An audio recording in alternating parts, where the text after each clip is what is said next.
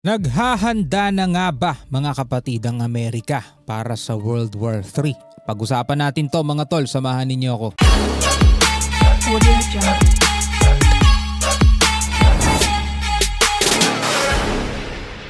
Alright, magandang araw sa inyong lahat. Welcome ulit sa ating bagong video, reaction, review, commentary, opinion, criticism at kung ano-ano pa. Kung bago ka pa lamang dito sa ating YouTube channel, huwag mong kalimutan mag-subscribe.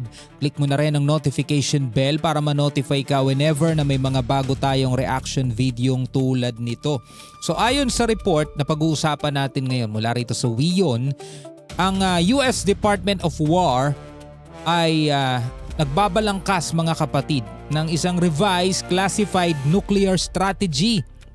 Sabi rito, led by defense planners to give the commander-in-chief, si Donald Trump yun, new options in regional conflicts. The policy focuses on integrating lower yield tactical nuclear weapons to defend allies from attacks by Russia or China. Sabing gano'n. So para malaman natin ang buong detalye, samahan ninyo ako mga kapatid, panoorin natin itong balita mula rito sa WION. For years, America's nuclear strategy was built around one major enemy.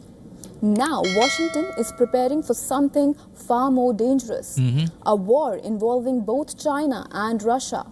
According to an NBC News report, the Pentagon is drafting a new nuclear strategy for conflicts where US allies come under simultaneous pressure from Beijing or Moscow. And at the center of that plan is a renewed focus on tactical nuclear weapons. Watch our next report. Ay naku po, medyo nakaka-tense mga tol yung mga balita ngayon dahil nakikita naman natin sa Middle East talagang ayaw pa rin paawat at ayaw huminto ng mga kaguluhan doon, pero hindi pa man natatapos ang gulo dito sa Middle East. Ngayon ay nababalitaan na natin na nagre-revise o bumabalangkas ngayon itong Department of War ng Amerika ng panibagong taktika mga kapatid kung papaano nila aayusin yung kanilang nuclear plan.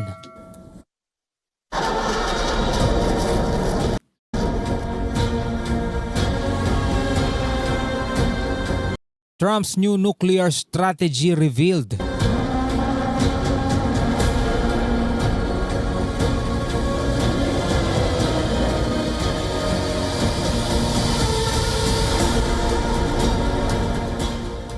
The next World War may not begin with a mushroom cloud. It may begin with a regional conflict. Regional conflict muna.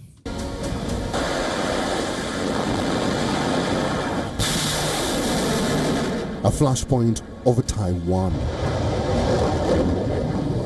Kasi ito yun eh. 'Di ba? By the year 2027, ayon sa China mga tol, dapat napasakamay na nila itong Taiwan. Dahil nga yan ay tinuturing nilang part ng kanilang bansa at kailangan daw ng reunification. Sabing gano'n ng China. Pero ang Taiwan is ayaw pumayag at para sa kanila hindi sila part ng China. Sila ay hiwalay, solo at independent country mga tol. May sarili silang watawat. No? So ayaw nila, papalag sila at sila nga ay naghahanda na at nagkakaroon na nga rin ng mga kapatid ng confrontation sa pagitan ng mga Taiwanese Coast Guard at saka ng China Coast Guard. Siyempre alam naman natin ng Taiwanese binabakapan niya ng Amerika. Ang Amerika at saka China bagamat nagbabatian, nagkakabayan, alam nating mga plastic lang yung mga bagay na ganyan. No, ganun din si Putin sa si Trump. Bagamat nag-uusap, nagmi-meeting, nagkakamayan pero mga tol, pareho yung leader ng kani-kanila mga bansa. Ang kinaibahan nga lang mga tol, ito ang kinaibahan.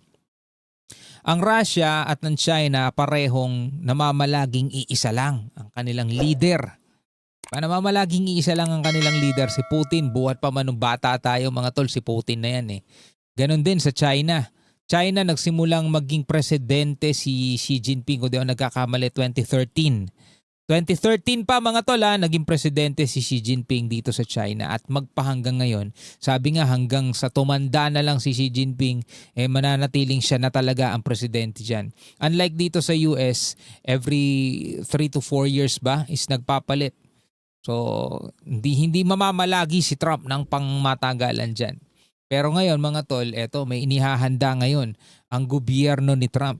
Panibagong nuclear strategy na ito ba'y paghahanda para sa ikatlong laban ng pandaigdigan?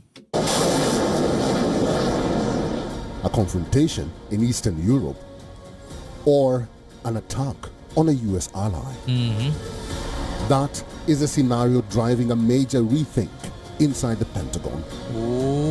According to an So kahit na hindi mismong direkta sa Amerika ang mga pag-atake o basta pag-atake lang sa kanilang mga kaalyado, eto yun.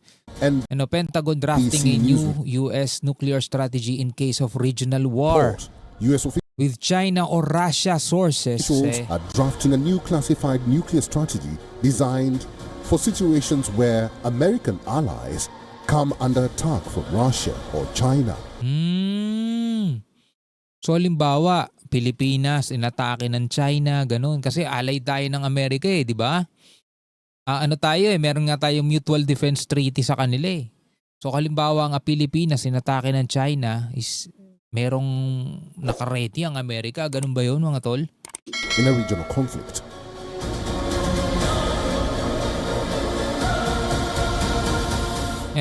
Trump shifts nuclear posture to protect allies, para protektahan ang kanilang mga kaalyado. The strategy is expected to guide the president on nuclear options during a crisis. One of its key themes is tactical nuclear weapons. Tactical nukes are not the massive warheads designed to destroy entire cities. They are smaller, lower-yield bombs intended for use against military targets such as troop formations. Ganun lang, hindi yung pang malakasan na pang destroy ng isang buong syudad, Ito'y para pasabugin lang o kaya i-destroy yung isang grupo ng mga army, Halimbawa, ito katulad ng sinasabi dito. Entire cities. They are smaller, lower-yield bombs intended for use against military targets such as troop formations. Troop formation, para to destroy the troop formation, hindi para sa isang syudad. Medyo mas maliit lang to, pero nuclear pa rin siya. Air bases, command centers, and naval forces on the battlefield. So pwedeng deterrent din to di ba? Taktika to ng Amerika para magdalawang isip ang kanilang mga kalaban na atakihin ng isang US allies, di ba? Kumbaga halimbawa, inilabas to ng Amerika, magdadalawang isip ngayon ng China para bago atakihin itong Taiwan. O kaya magdadalawang isip ang China bago nila atakihin itong Pilipinas.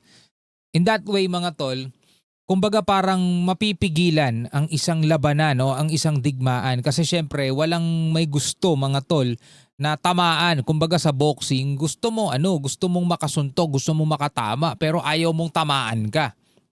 'Di ba? So ngayon, bago ka umatake, iisipin mo muna kung ano yung pwedeng maging balik nito sa iyo, kung worth it ba. Kumbaga, kaya nga yung mga nuclear weapon, deterrent yan di ba? Kumbaga, pampigil yan sa iyong mga kalaban na atakihin ka. Kumbaga sa isang establishment, yung paglalagay ng mga security dun sa yung premises, halimbawa, yung mga electric fences, paglalagay ng mga guard dogs, K9, paglalagay ng mga security guard, paglalagay ng mga CCTV, yun ay pamigil sa mga masasamang loob na pasukin ka at magdadalawang isip silang papasukin ka nila dahil merong consequences. So kung dahil dito sa strategy na ginagawa ng Amerika, magdadalawang isip ngayon ang mga bansa tulad ng Russia at ng China na umatake sa mga US allies, di ba? Dahil pag ginawa nila yon, merong kakayanan ang Amerika na ipagtanggol etong kanilang mga kaalyado. Even though they are called tactical, they remain nuclear weapons.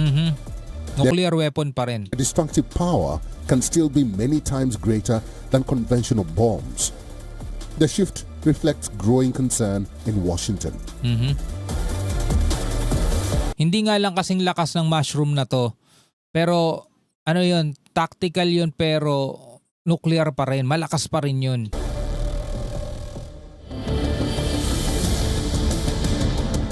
China is rapidly expanding its nuclear arsenal. Russia has more than 5,400 nuclear warheads, while the United States has more than 5,000. Together, the two countries account for roughly 90% of the world's nuclear weapons. Grabe. Russia pinakamarami oh.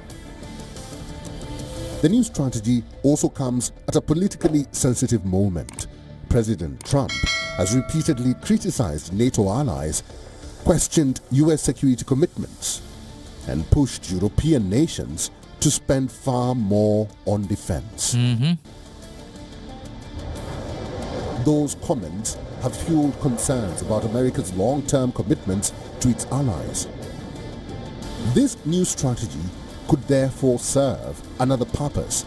Experts say it could be a move to reassure allies that the United States still has a credible nuclear umbrella if they face aggression from Russia or China. Pagpapakita ng Amerika doon sa kanilang mga kaalyado ng seguridad o nasa ilalim kayo ng tawag dito protection ng Amerika. Kumbaga 'di ba? Hawakan ni Asyong parang ganoon mga tol para makasigurado ka na hindi ka gagalawin nitong mga to kasi nasa ilalim ka ng aming proteksyon. Kaya nga yan etong panibagong taktika ni Trump. Trump shifts nuclear posture to protect allies para protektahan yung kanilang mga kaalyado. Officials say deterrence remains the objective. Deterrence remains the objective. Yung pa rin yung talagang pangunahin para hindi magkaroon ng mas malawak na kaguluhan kasi nga etong mga bansang to na malalakas magdadalawang isip sila na atakihin ang isang US allies kasi nga alam nilang pwede silang mapahama. Kumbaga, halimbawa, 'di ba sa mga grupo-grupo, mga ganggang, hindi natin pwedeng galawin 'yan, hawak ni ganito 'yan, bata ni ganito 'yan. Pag ginalaw natin 'yan, makakalaban natin tong malaking 'to, 'di ba? May mga ganun eh. The aim is to prevent war, not start one. Yon. To prevent war, not to start one. But history shows that every major arms race begins with the same argument. Prepare for war to preserve peace. Diba? Tulad nga nung sinabi ni Pete Hegseth, tama ba? Si Pete Hegseth ba nagsimula nun? Nagsabi nun, diba? Kailangan mong maging handa sa gera, diba? Para makaiwas ka magkaroon ng gera. To preserve peace. No, kailangan maging malakas ka. Kumbaga, yun ang kailangan kasi talaga eh. Kapag ka mahina ka, wala, aapi-apihin ka lang eh. Diba? Sasakupin ka lang, gigirahin ka lang pag mahina ka. Pero pag malakas ka, magkakaroon ng kapayapaan kasi yung kalaban mo, magdadalawang isip na galawin ka. Kasi ayaw niya ring masaktan eh. Diba? Ano ang inyong masasabi dito sa panibagong taktika o nuclear plan na ginagawa ngayon ng Amerika? Ito'y para daw mapigilan ang isang mas malawak pa na digmaan. No? Kumbaga, etong mga kaalyado nila, hindi mo na pwede basta-basta galawin kasi kapag ginalaw mo sila, parang kami na yung ginalaw mo, no? Ano ang inyong masasabi tungkol dyan mga tol? Comment na lamang kayo sa ibaba. Hanggang sa muli. Peace out.